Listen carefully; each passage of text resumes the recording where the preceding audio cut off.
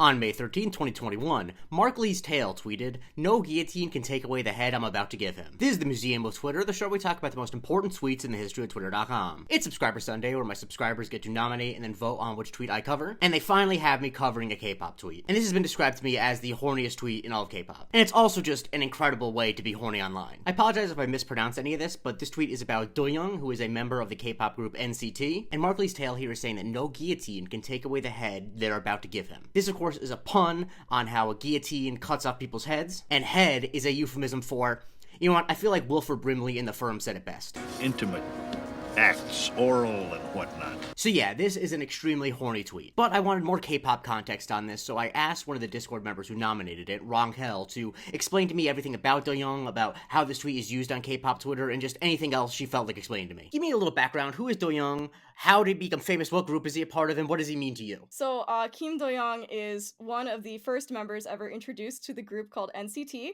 They debuted in 2016 with a song called The Seventh Sense, and he was one of the first 5 members to ever come out of that group. I believe now it has like 25 members.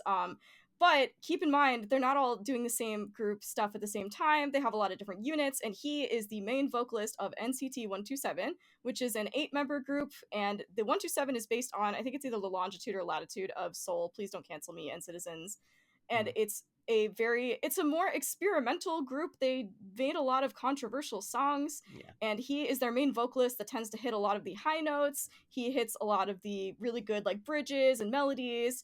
He'll make really great ad-libs, and he's just a wonderful singer. Within the group dynamic himself, he's kind of, I don't want to bring up the 2010s phrase adorkable, but it really does apply to him. Johnny is this other member in the group he's from Chicago like me, and he is more of the straight up comedian, whereas Doyoung is often the butt of multiple jokes within the group. And so within the social dynamic, sometimes he does act like their mom, but they do kind of make fun of him a lot. And so he's the butt of many jokes. However, many N-citizens love him because they just find him unfathomably fine and super hot and very attractive.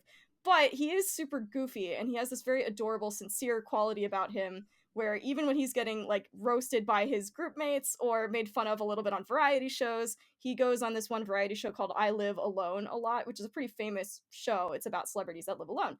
And he's on there a lot. His brother is like a famous actor. What he means to me is he caught my attention right away when I first got into NCT, which is like late 2022 and then early 2023. In early 2023, a different subgroup of NCT came out called Doyoung, which is the abbreviated partial names of 3 different members of NCT 127 who are arguably the best vocalists. So they came out with a lot of really great sort of R&B staples and like very, very poppy R&B. And his vocals are just angelic and amazing, but he's also super funny and really goofy and weird. And I just love that he's constantly like willing to be sincere, but also very silly. He really cares about the people like within his own group and his company. And he's a really stand-up guy, and he really cares a lot about everything. I mean, people make fun of him for crying and getting emotional a lot, but I really find that super endearing. So when I found this tweet, I was a little flabbergasted because it does voice a lot of the thirst. Yeah, let me ask about that. know? So this tweet, you mentioned that he's like goofy and silly, but he's obviously very attractive. How do you feel like this tweet like juxtaposes with his personality, but also his looks? Like, is this like a fair representation of how people feel about him? And also, how do you think he would feel about this concept? I think he would be completely flabbergasted, actually. I feel like he'd be a little scandalized, like clutching his pearls.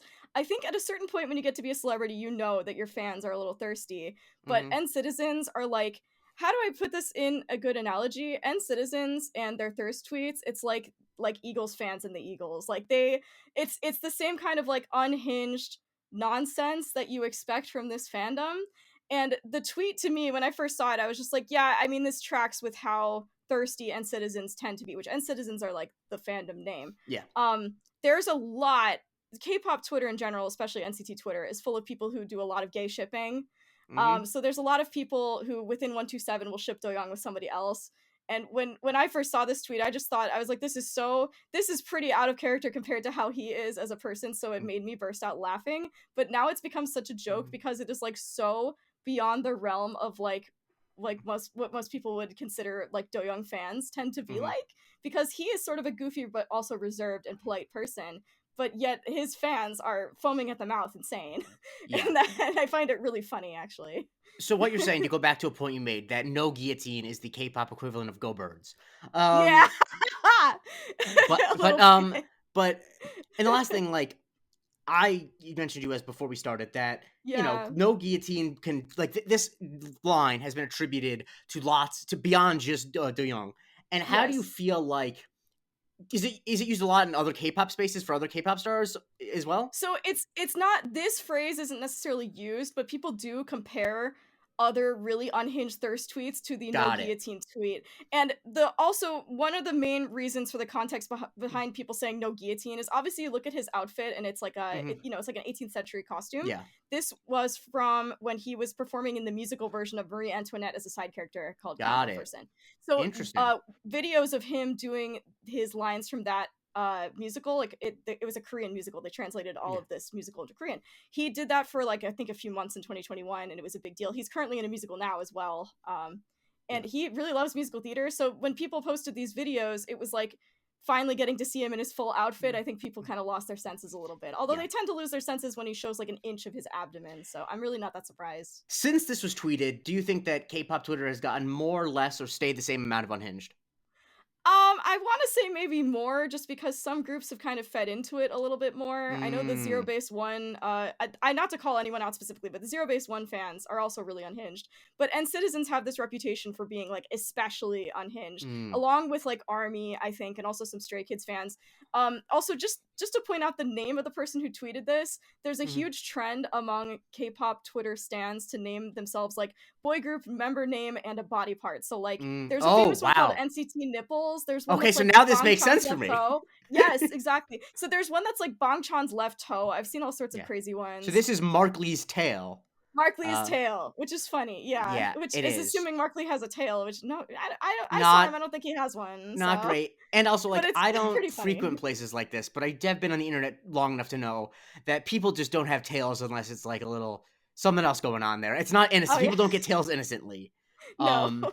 No. Poor Mark. But yeah, I think your average Doyoung fan and your average NCTzen, this is the main meme that they probably know him from, besides the Doyoung silly pose.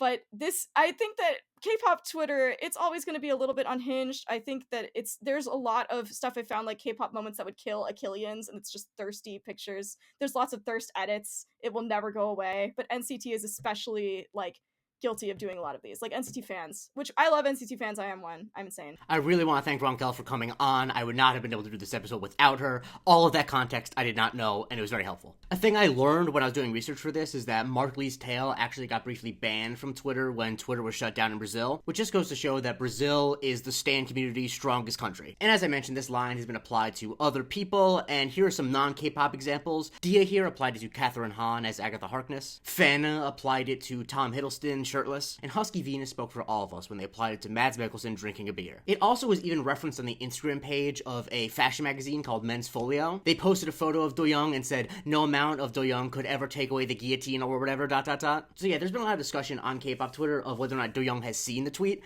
And honestly, I think the answer has to be yes. Generally speaking, if a celebrity is under like 50, they've probably seen the super popular meme about them. That's at least my experience being online as long as I have. I know that doing this episode will result in a flood of other K-pop tweet requests, and I'll definitely do them at some point, but I will take my time since I do want to do them right. I don't want to disrespect a community that obviously is really passionate just because I happen to not know that much about it. Although I will say, horniness cuts across all cultural lines, so I got the gist of this tweet almost immediately. Follow me here and subscribe at patreon.com/museum on Twitter, but more importantly, in less than 3 weeks, I am doing an 18-hour live stream to raise money for the Trevor Project. So please donate and send me a receipt to museumofTwitter@gmail.com. Please get your donations in early if possible, because there are going to be some fun giveaways for people who donate before the stream, like signed tweets from people who've been on the show, for example. So please join in on that. And if there's anyone you want to see on the live stream, any cool creators that you think would have a fun time on there, the goal is to have like 50 plus guests, because 50 guests means more people tweeting about it, more people, sharing details. If you want more details about the stream, go to my Twitter account or my Blue Sky account. Thank you.